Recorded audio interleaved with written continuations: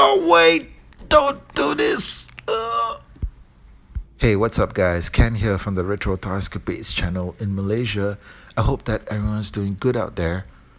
Okay, so I wanted to do a follow-up video on the new MOTU Origins Terraclaw Skeletor figure that just came out. Malaysia was probably the first country in the world to get this shipment of new deluxes, and when my video went out on January 27, it was likely the first ever review for this figure on YouTube. Do give it a spin if you haven't already.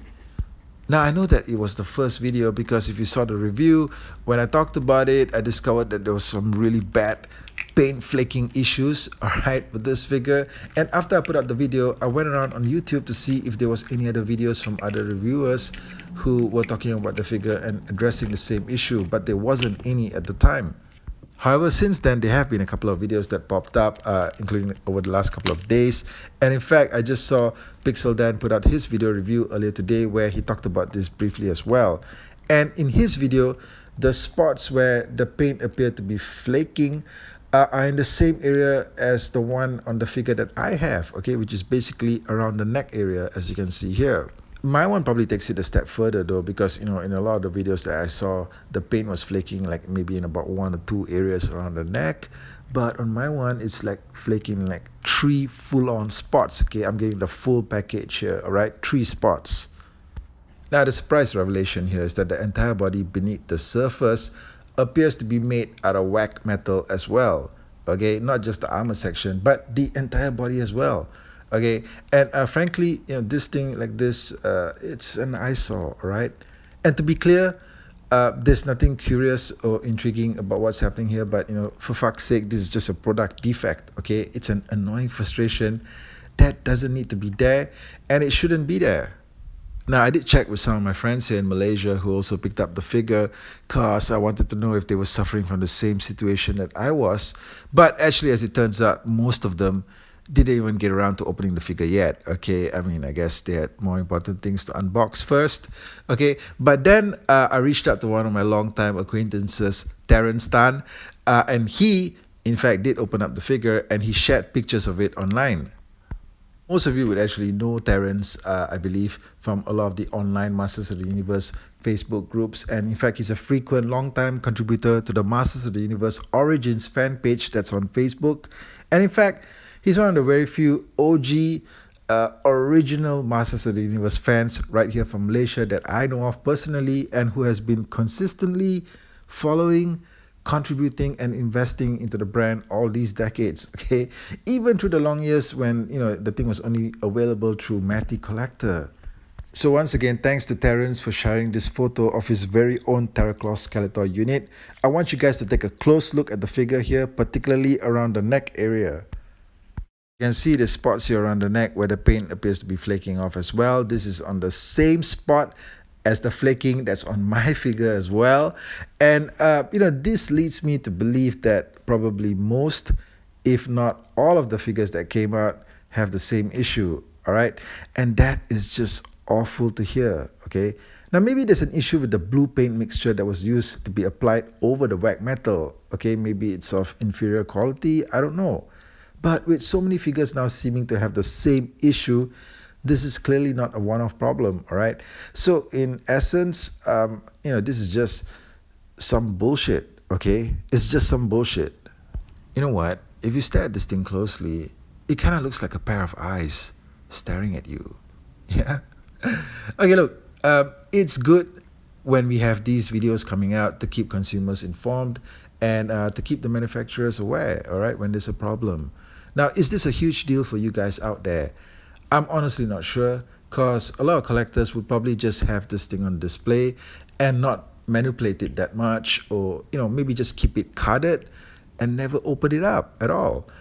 So is there any point in even getting this replaced? Okay, it's hard to say because a lot of the units appear to have the same issue as well, but this is still something that needs to be pointed out. Okay, now at the end of the day, this is still a brand new toy. And it shouldn't be coming out of the package looking like this, okay? You shouldn't be seeing stuff like this on the toy when you just get it fresh out of the package, okay? Maybe this isn't a big deal to a lot of you. Probably it isn't, okay? But I refuse to believe that there's absolutely no one, okay, that maybe wouldn't find an issue with this, all right? Because at the end of the day, when you see how something appears to be cosmetically defective, just like when you got it fresh in your hands, and how that could actually worsen through repeated use or repeated play, then it kind of negates the purpose of the toy, all right? Okay, if you're just going to damage it further by using it, all right? It's just like if you bought anything that had paint applications to it, maybe even a car, and if you got a new car back, and the metallic paint that's on the car appears to be flaking off like fresh from the showroom, that would be a problem as well. Okay, that would be a problem for you to be using that car.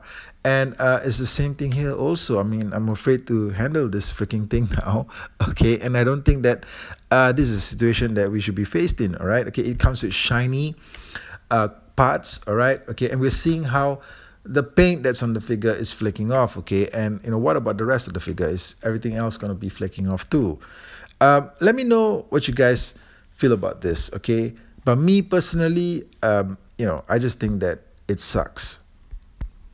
Hey, you know what? When you get Skeletor's hands outstretched like this with the claws on, it kind of reminds me of that scene from the first Nightmare on Elm Street movie, the one from 1984. Specifically, that scene, when you first see Freddy for the first time and he's in that alley, sort of like strolling casually towards his victim, and his arms are like getting outstretched. Okay, he's like extending them like really long to touch both sides of the alley, and the metal knives on his hand are like scraping the walls as he walks by.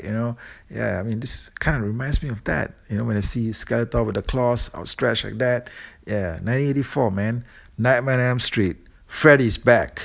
Now, Pixel Dan did mention something in his video review that got me thinking. He said that he got the set early from Mattel for the review, and that's just awesome.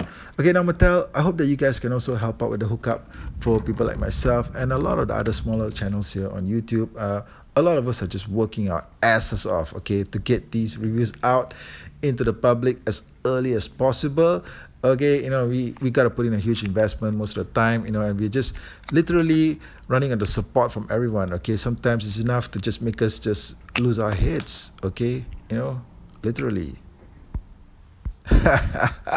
Okay, look, but seriously, I think that it's important that even though we've got these huge toy channels out there with 100, 200, 300,000 subscribers and stuff like that, and sometimes you just get to thinking that, oh, look, what, these guys already done it, why do I need to talk about the same thing? But I don't think that's true. Okay, I mean, I follow a lot of channels out there, and just because one person's covered it, it doesn't mean that I've heard everything that is to be said about that particular item. All right, when I listen to different reviewers, I get different insights and different viewpoints, and I really do appreciate that. Now, there's a lot of growing channels out there that offer great Masters of the Universe content, just great toy content in general. Some of the channels that I follow, like the Manchild, Toy Pulse, Fanboys Forever.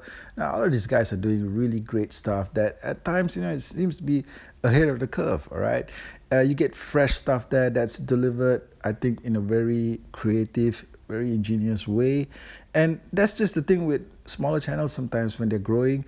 And I tend to find that the input that they offer is a little bit more raw, a little bit more genuine, a little bit more heartfelt. All right, it just draws me in, and I'm sure that it also pulls in a lot of you guys out there as well.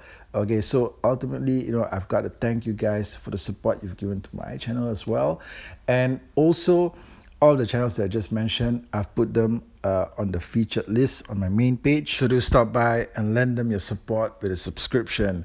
Okay, guys, I'll catch all of you again real soon with more videos. Thank you for your time. Take care out there.